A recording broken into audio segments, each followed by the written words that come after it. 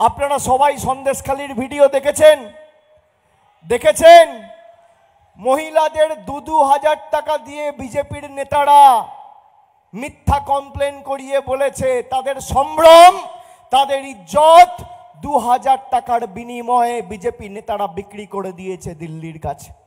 যে ২,০০০ টাকা নাও আর মিথ্যে ধর্ষণের কমপ্লেন করো। আমি বলছি না, বিজেপির মণ্ডলের সভাপতি সন্দেশখালী ২ নম্বর ব্লক গঙ্গাধর কয়াল বলছে।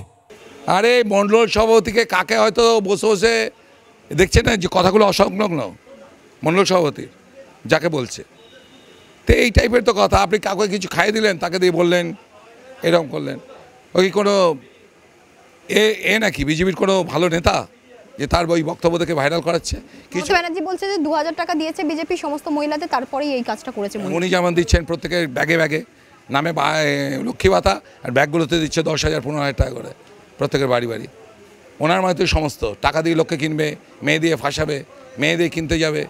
উনি যে কীভাবে মেয়েদেরকে রাজনীতিতে ইউজ করছেন আমার ঘেন্না লাগে, ওনার আর ওনার ভাইপোর এই চরিত্র।